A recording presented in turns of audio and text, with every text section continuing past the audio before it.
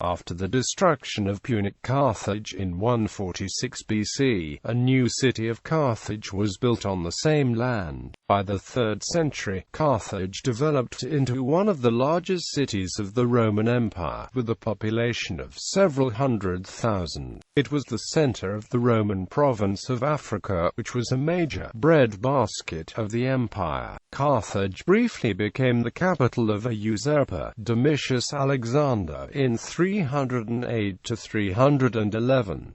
Conquered by the Vandals in 435, Carthage served as the capital of the Vandal kingdom for a century. Reconquered into the Byzantine Empire in 533, it continued to serve as a Roman regional center, as the seat of the Praetorian Prefecture of Africa until it was finally destroyed in the Muslim conquest of the Maghreb in 698.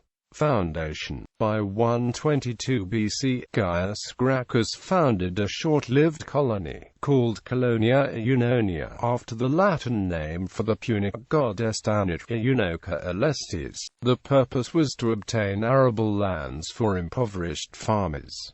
The Senate abolished the colony some time later, to undermine Gracchus's power. After this ill-fated attempt, a new city of Carthage was built on the same land by Julius Caesar in the period from 49 to 44 BC, and by the 1st century, it had grown to be the 4th largest city of the empire, with a population in excess of 100,000 people. It was the center of the province of Africa, which was a major breadbasket of the empire. Among its major monuments was an amphitheater, built in the 1st century, with a capacity of 30,000 seats.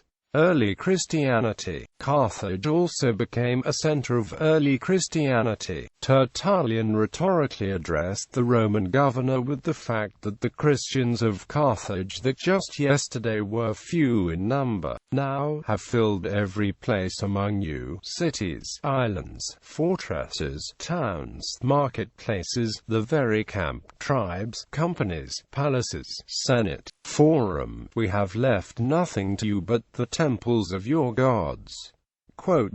In the first of a string of rather poorly reported councils at Carthage a few years later, no fewer than 70 bishops attended. Tertullian later broke with the mainstream that was represented more and more by the Bishop of Rome. But a more serious rift among Christians was the Donatist controversy, which Augustine of Hippo spent much time and parchment arguing against. In 397 at the council at Carthage, the biblical canon for the Western Church was confirmed.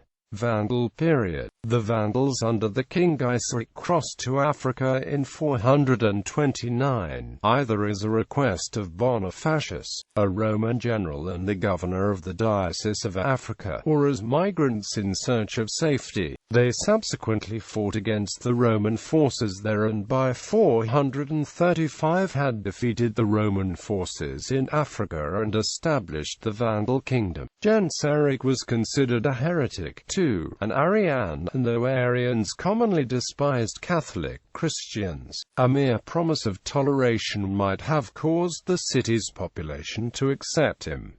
Byzantine period. After a failed attempt to recapture the city in the 5th century, the Byzantines finally subdued the Vandals in Vandalic War in 533 to 534.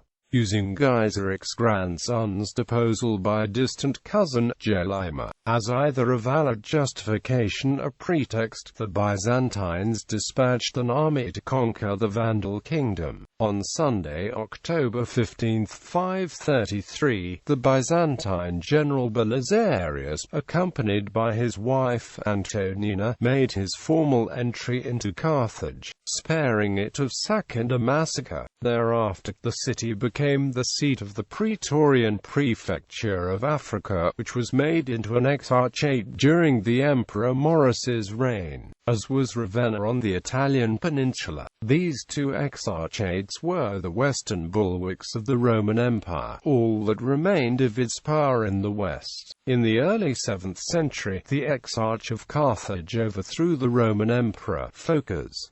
Islamic conquest. The Exarchate of Carthage was first assaulted by the Muslim expansion initiated from Egypt in 647, without lasting effect. A more protracted campaign lasted from 670 to 683. In 698, the Exarchate of Africa was finally overrun by Hassan ibn al-Numan and a force of 40,000 men. Carthage was destroyed and its population was displaced to the neighboring Medina of Tunis, which became the major regional center. Carthage's materials were used to supply the expansion of Tunis. The destruction of the Exarchate of Africa marked a permanent end to the Byzantine Empire's influence in the region.